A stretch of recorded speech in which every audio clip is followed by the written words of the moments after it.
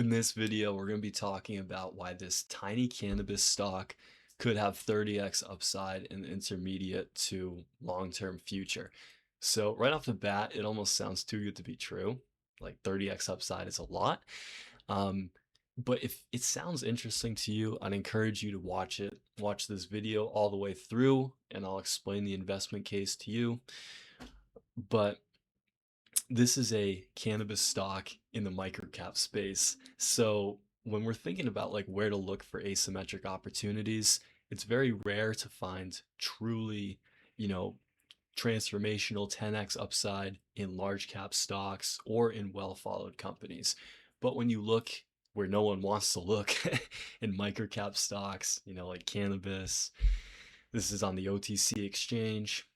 It's much more likely that you'll find something with, asymmetric upside. So I'm going to go through the investment case. Of course, this is not financial. Um, this is not financial advice. Do your own research. I'm just a guy on the internet. But yeah, take this however you want. And also, everything that I do is for free. This whole write-up is going to be available for free in the video description, along with the valuation models I used in this write-up. So if you like the idea, you can value the stock however you want using the models that I used, and I'll walk through in the video. Let's get into it. So yeah, the cannabis industry, it's one of the strangest places to look for investment ideas because it's chaotic, heavily regulated, oversupplied, and filled with companies that have already destroyed enormous amounts of shareholder capital. However, these broken industries are where some of the market's biggest winners can emerge because nobody's looking there. And I'm going to talk about why this is a really, really interesting company. So this is LEEF Brands is what we're talking about. And it's building what could become one of the lowest cost pesticide-free cannabis supply platforms in North America. The stock trades at roughly 17 cents per share today with a market cap of about 50 million. Over time, I believe LEEF will develop both a durable low-cost advantage and meaningful barriers to entry. Now, the long-term opportunity on top of those is that if management successfully expands into higher price national and international markets, this can drive meaningful revenue growth that will be very profitable. Okay, now I know a tiny OTC cannabis stock probably sounds questionable, but there are some important people talking about this company, and there are important changes coming to the cannabis industry as well. Okay, so Aaron Edelheit, who we'll talk about, of Mindset Capital, recently wrote about how LEEF has the most important cannabis farm in America. He believes LEEF could eventually become a $1 billion company, which suggests 20x upside from the stock's current level. And then Mariusz Skonieczny has been covering LEEF since 2024 and remains bullish as management continues to execute and the company builds out its transformational farm.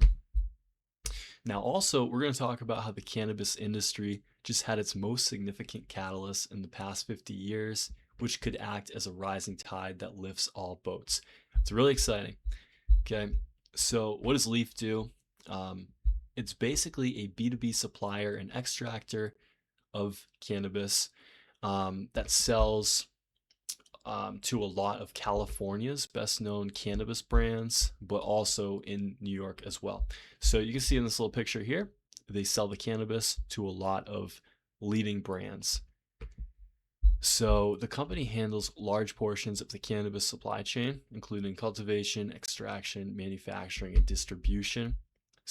But the core business revolves around growing raw cannabis biomass and converting it into higher value concentrates like distillate, live resin, yada, yada, yada, and lots of different product types. So they do the supply chain for cannabis.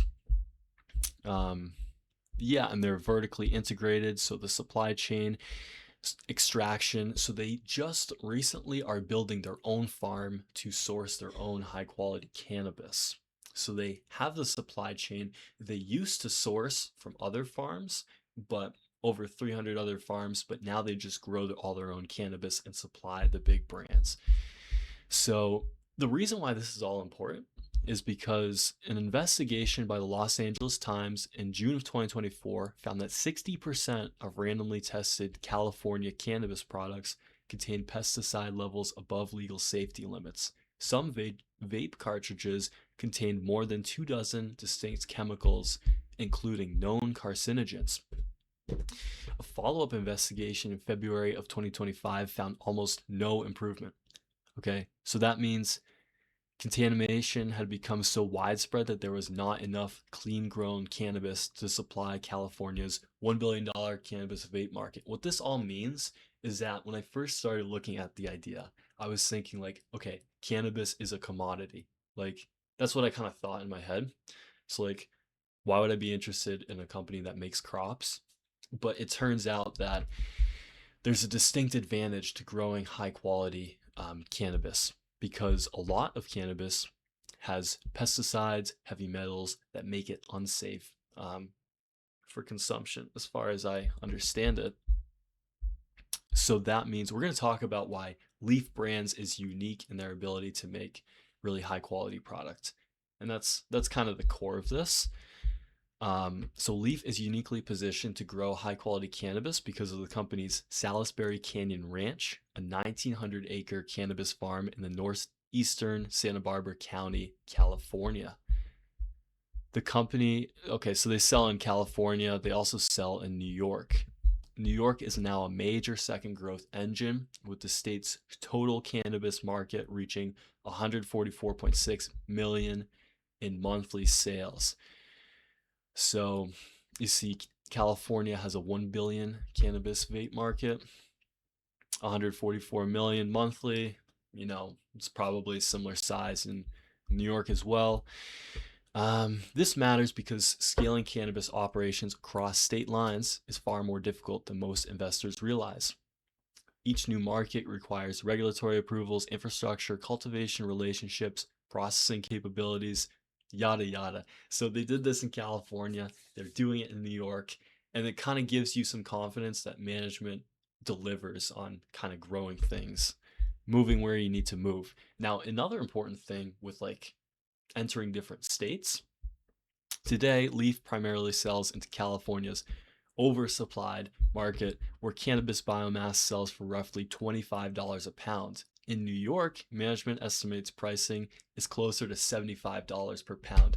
Okay, so moving into New York, big deal, 3x the prices. Yeah, and just way more profitable. International markets could become dramatically more lucrative for LEEF, with management materials showing prices ranging between roughly $150 to $200 per pound in certain parts of Europe. Okay, so their business is dominantly in California. You move to international markets, it could be 8x higher prices. So like, this is a big reason why, you know, the opportunity is so interesting for LEEF. It also opens up the asymmetricness of the opportunity, where if they can sell internationally, that's a big boost for the business. Obviously, there's probabilities that this happen. We're going to talk about the risks and like the likelihood of this happening, I guess. But it's, you know, something to keep in mind. Okay, Salisbury Canyon Ranch, LEEF's actual moat. So Salisbury Canyon Ranch is a 1,900-acre property in a remote corner of northeastern Santa Barbara County. So it receives more than 300 days of sunlight per year, has a high desert elevation that eliminates the coastal mold problems in other California farms, and sits surrounded on 3 sides by national forest. So this is really interesting because with cannabis is very good at bioaccumulating different bad things that are in the ground.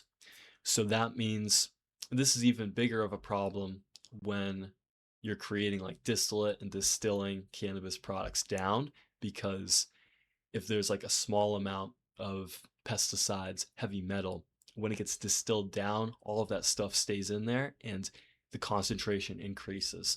So basically, it's really important that there's no pesticide drift, chemical runoff from neighboring farms. So how does LEEF do that? They have national forest on 3 sides, and they're in the middle of nowhere. So it's like there's no pesticide drift or chemicals that can get into the products because they're in the middle of nowhere. And that's the important thing. That means they're uniquely positioned to produce clean cannabis biomass at scale and at an unusually low cost. CEO Micah Anderson and CSO Jesse Redmond shared recent updates about the farm in a February 2026 farm update, stating that SCR produces cannabis biomass for approximately $8 a pound. Prior to the farm, LEEF was paying roughly $25 a pound to buy that same material from third-party suppliers on the open market. Every pound of self-grown biomass compared with purchased biomass saves the company 17 in direct input costs at millions of pounds per year at full capacity. This is transformational cost savings. Okay. So yes, they have the opportunity to grow a lot grow the business by selling internationally in different states, but they're also in the process of stripping out tons of gross costs because instead of selling to brands for 25 a pound, they're not going to be selling for like closer to $8 a pound. They're already seeing big gross cost savings, so direct costs. So their gross margins are rising pretty substantially. Okay, the 2025 growing season just saw 65 acres planted on the 1,900 acre farm, which is roughly 30% of the 180 acre permitted area.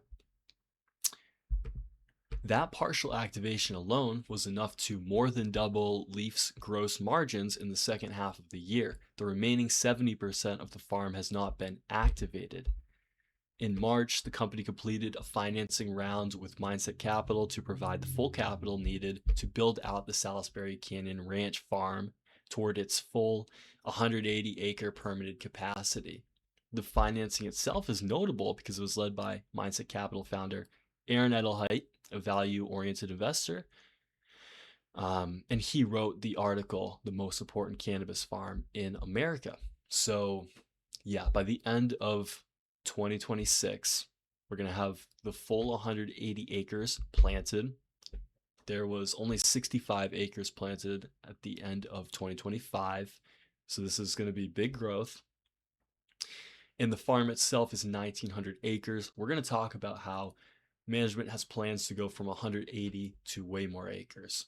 And they're financed to build out this 180 acre capacity. So that greatly, in my opinion, kind of reduces the risks of this not happening. It seems very likely that this will happen. Okay, the federal policy that just changed everything. One of the biggest reasons cannabis stocks have traded so poorly for years is due to federal policy.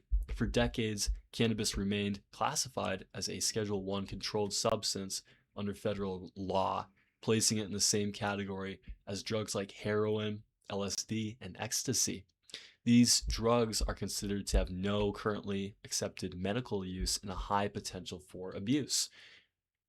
And this is even worse because it creates massive financial disadvantages for the entire industry. Most painfully, Section 280E of the U.S. tax code, which applies to Schedule 1 and 2 drug companies, prohibits companies from deducting ordinary business expenses, rent, salary, operating costs, from their federal tax liability. So that's not good. And I'm not like a tax expert or anything, but I just kind of learn about these things and kind of share what I see. So good news. In April of 2026, the Department of Justice and DEA announced that marijuana would become a Schedule III drug for products operating under qualifying state-issued medical licenses. Okay, so this is pretty cool. And additionally, there's an expedited hearing process regarding broader federal marijuana rescheduling. So federally, it would become a Schedule III drug. What's a Schedule III drug? So it would remove the additional taxes levied by Section 280E. So this right here, so that would be like really good. But then also, it's classified as a drug with moderate to low potential for physical and psychological dependence. Other Schedule 3 drugs include um, Tylenol with codeine, anabolic steroids, testosterone, um, whatever. So the long-term implications of this rescheduling could be massive. Management called this the biggest thing that's happened in this industry in 50 years. So like this is an interesting time to be looking at cannabis. As federal policy evolves, high quality operators may eventually gain access to broader banking relationships, institutional capital, eventually international export pathways, interstate commerce opportunities. Um, so yeah, it's an interesting time to be looking at the cannabis sector, in my opinion. Okay, so let's talk about the numbers. The single most important metric to track with LEEF brands right now is the company's gross margin. So how come?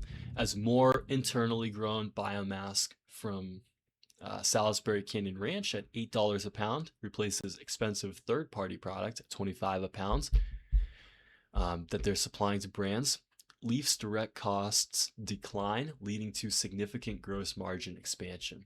By the end of 2025, LEEF had only started growing on roughly 30% of the 180 acres of permitted land. Management expects the full 180-acre permitted cultivation footprint to be planted by the end of 2026 and producing by Q1 of 2027. Okay, first harvest of 180 acres, Q1 2027. Planted on all 180 acres by the end of 2026. That's like the key things to keep in mind. Okay, so Q4 of 2025, look at the numbers. Gross margin had improved 23.5 percentage points year over year to 45.5%. So that means it grew from like 22 to 43.5 in 1 year. It's like pretty cool. Revenue is up 40%.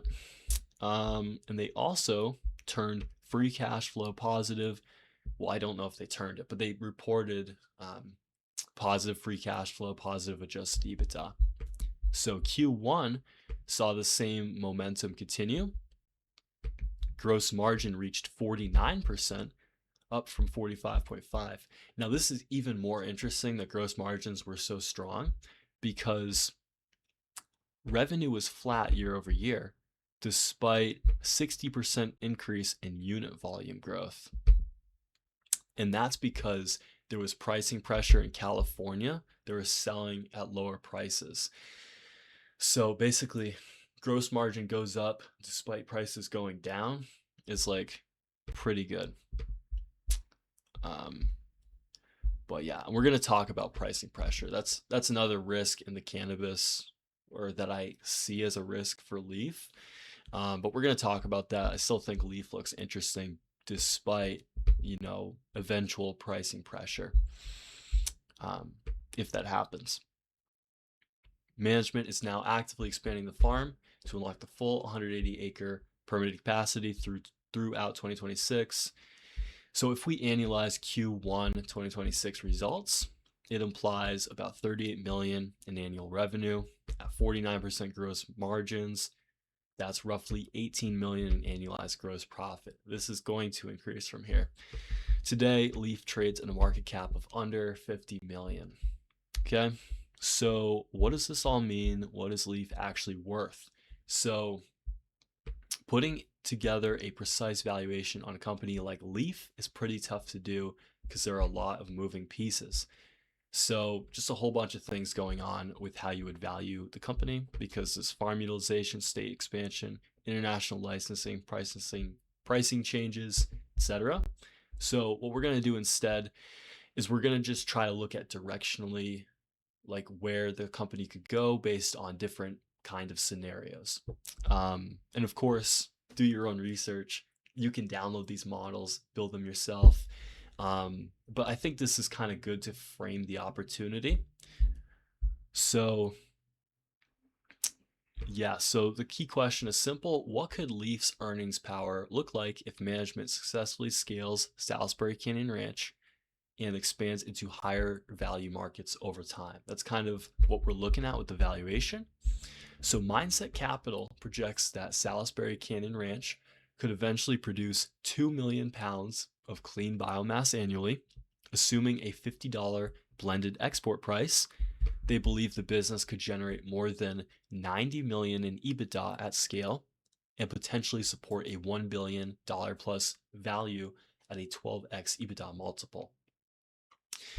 Because 2 million pounds times 50, 100 million revenue. So 90 million EBITDA, you slap a 12x multiple. Now you get 1 billion plus in value. $50 million company, 20x upside. This would require successful multi-year execution and international licensing approvals. Okay, this is a grounded near-term scenario. Okay, so before jumping to international expansion assumptions, what could the business do domestically over the next 12 to 24 months? At the full permitted 180-acre capacity, management believes Salisbury Canyon Ranch can produce about 800,000 to 1 million pounds of cannabis biomass. I kind of wrote this incorrectly in the article. I think it would be a lot more than this, but let's just go with the assumptions I used here. So using the lower end of that range, 800,000 pounds, and assuming a blended 60-40 California to New York sales mix, we assume a blended price of $45 per pound. This could end up being pretty different. We saw California pricing decline a little bit below this 25 number. And I'm not exactly sure the sales mix between California and New York. But yeah, basically you kind of go through this and it seems reasonable. They could be at 12 million EBITDA, slap a 10x multiple on that, and the company could justify an enterprise valuation of roughly 120 to 150 million. So 2 to 3x upside from the company's current market cap. Now, this scenario assumes no international exports, no federal legalization, higher sales mix in New York. It also, 800,000 pounds is pretty low. I think even with 180 acres, they do 1.8 million plus pounds. So basically that would double this 2 to 3x upside. But yeah, let's look at this. What happens if everything goes right? Okay, so LEEF is actively pursuing DEA registration for export licenses in Portugal, Germany, Spain, and Australia. This matters because the core thesis is that LEEF will remain a profitable operator in the extremely price competitive California market, and then eventually sell into higher priced national and international markets. So European markets are currently paying over $150 a pound for high quality cannabis biomass. LEEF's farm produces at $8 a pound, which creates a large spread between production cost and potential selling price. Okay, that would be pretty extraordinary if they're growing at 8 and selling for 150. So Germany legalized recreational cannabis in April of 2024, and its legal market is expanding rapidly. However, domestic cultivation at scale remains limited by licensing bottlenecks and climate constraints. Portugal has positioned itself as a cannabis cultivation hub, but its largest licensed operators struggle to supply the volume that regulated pharmaceutical and consumer markets are demanding. Similar story in Spain and Australia. They face similar supply gaps at the quality tier that the regulated markets require. The result is that a single Portuguese operator is currently paying $180 a pound for clean indoor biomass simply because there is not enough of it. Okay, so here's a quick chart of cannabis prices in different markets. So California sells at 25 a pound, New York 75 a pound, Nevada $90 a pound.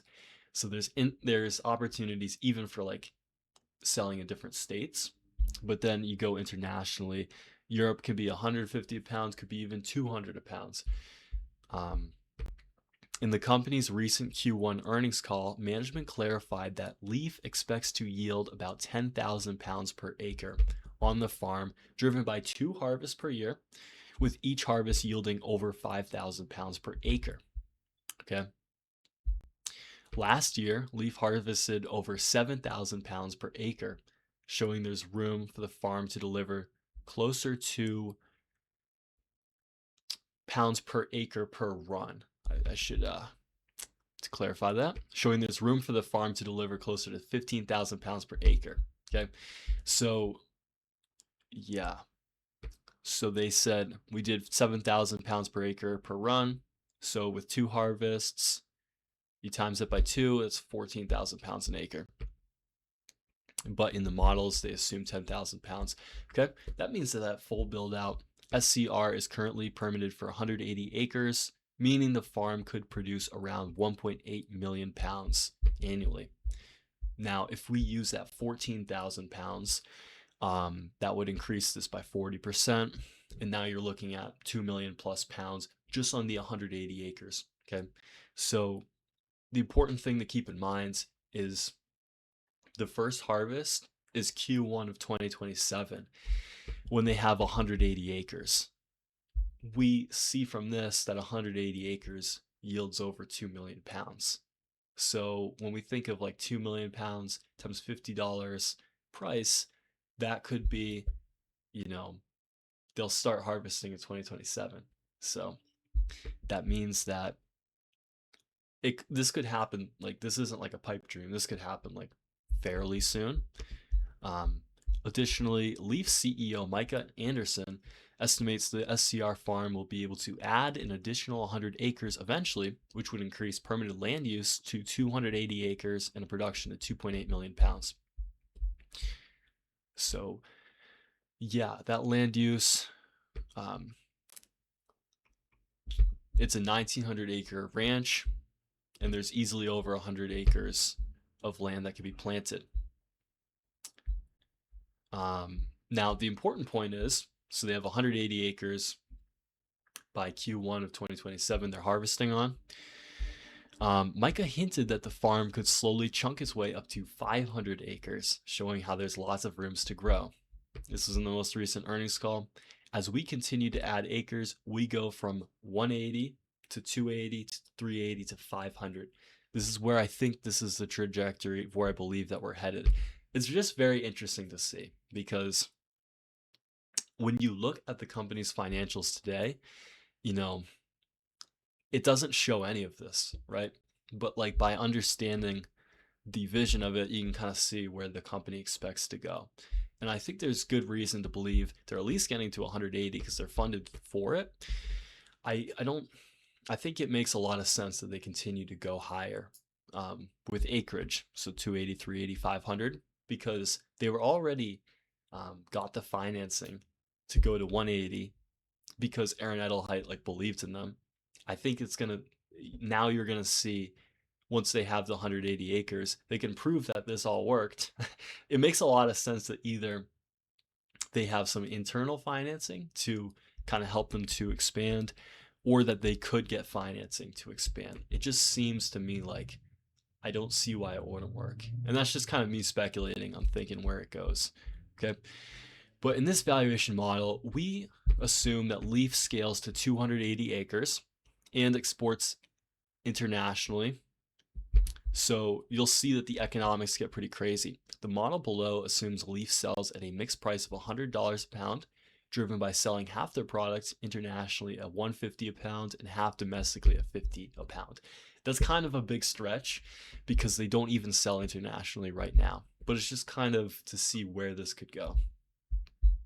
Okay, so assuming this farm reaches 280 acres at 10,000 pounds per acre, they'd see 2.8 million pounds of cannabis biomass.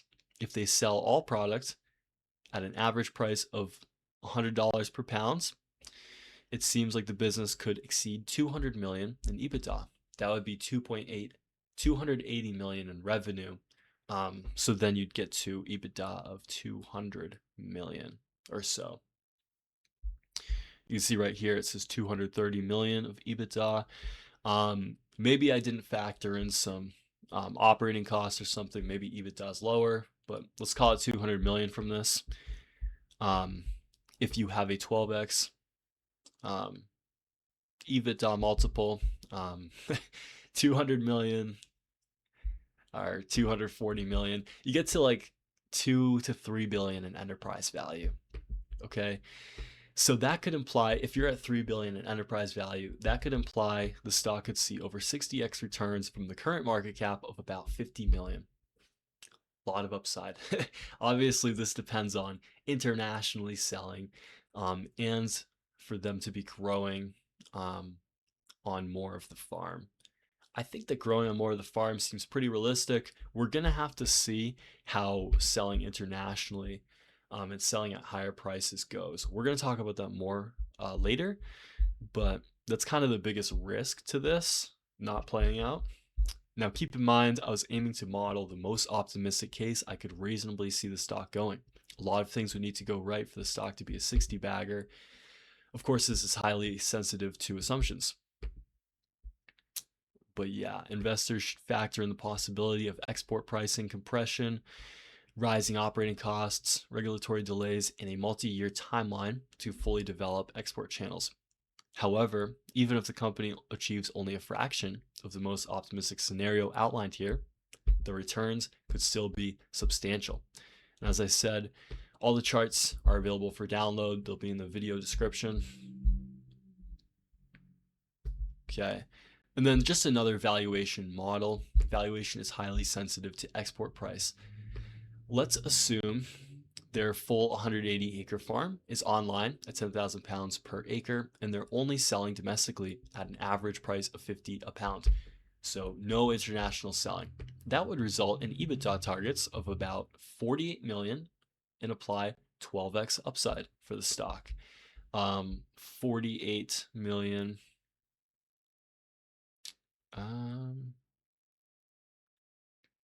It looks like I used a 12x multiple here as well. But yeah, so you can, 48 million, even if you use half that multiple, still 6x upside for the stock. That's still terrific, but it's a lot less than 60x upside. The only two factors that changed were using 1.8 million pounds instead of 2.8 million pounds, and using $50 a pound instead of $100 a pound. So just kind of goes to show you what this model is kind of dependent on. The big bet here is that LEEF will unlock higher value markets and see its economics explode. This is dependent on federal policies. It makes this investment idea have a somewhat binary outcome. If it works, it works. If it doesn't, we're waiting, right? Key catalysts and timeline. Okay, so Q2 of 2026, spring planting press release, already confirmed as of April 5th. So we'll also see upcoming Q2 and Q3 earnings. So this is what we're really looking for in these earnings, is improving gross margins, and I guess progress updates as well from management. By Q4 of 2026, we should see full 180 acre expansion. They're going to be planted on all of that. Now Q1 shows the full year audited financials. This could be important for other people discovering the company. So now it appears in financial databases and screening tools that fund managers use. In 2027, we could see a third US state entry. Management has publicly stated it will enter one new state every 12 to 24 months. A third state announcement proves the model is repeatable and diversifies regulatory risk. That could be cool. And then through the end of this year and maybe through 2028, kind of ongoing, we'll be looking for updates on DEA registration and European licensing. An export deal with a European partner would represent a significant change in the business's economics. This is something we're going to kind of continue to listen to what management is saying, because they've talked about these factors. And yeah, should be interesting. So key risks, we've kind of talked about all of these, I feel like, but California pricing compression. California's cannabis market contracted 9.1% year over year as of March of 2026. So the average item prices softening to $8.54 per pound. Okay, so we modeled California selling 25 a pound. it actually softened to 18.54 a pound.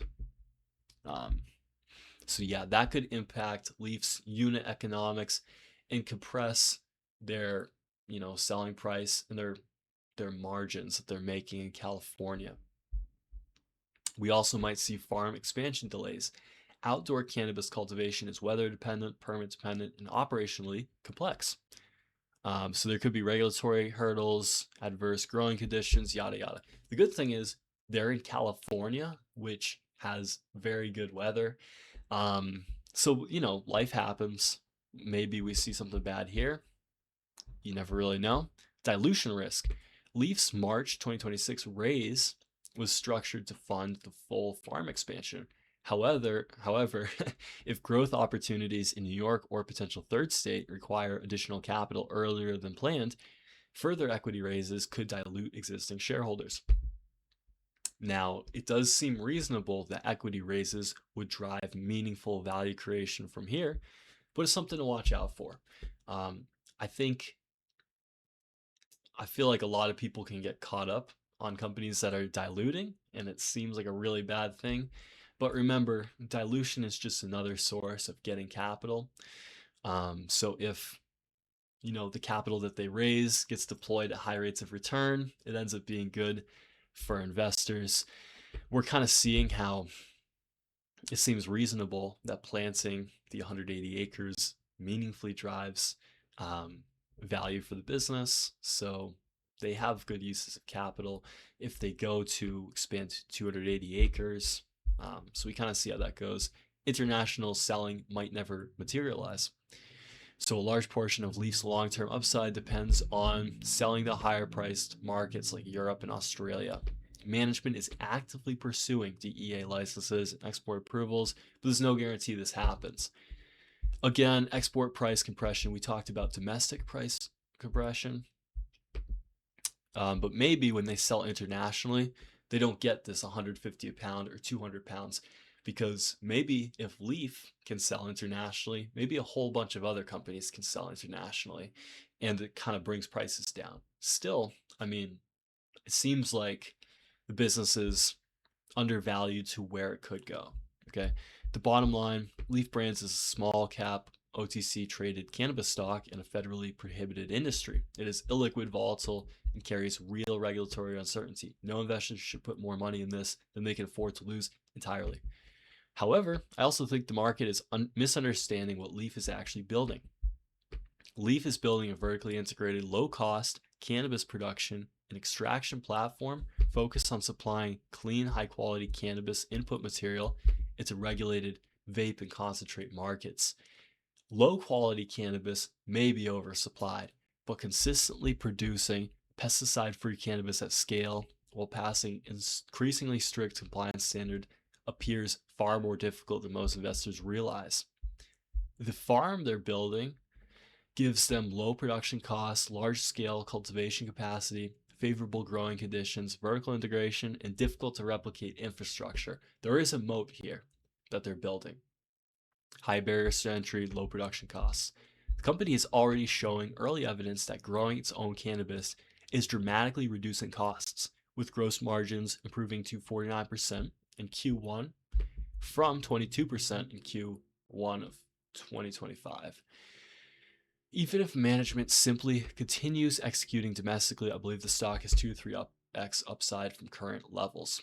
Okay, so we're already seeing proof that this is working. But the much larger opportunity is the possibility that Leaf eventually sells in a higher price national and international cannabis markets. I believe this could drive 10 to 30x upside for the stock. One of the models in here even pointed to 60x upside. I don't know if that happens, but you can see where it goes. For investors comfortable with the risks, Leaf Brands at a roughly 50 million market cap today may represent one of the most asymmetric stock ideas in the market today. Thank you for reading. I hope you have a great rest of your day. This is available for download, the models I used in here. Thanks for watching. Appreciate it. Hope you have a good day.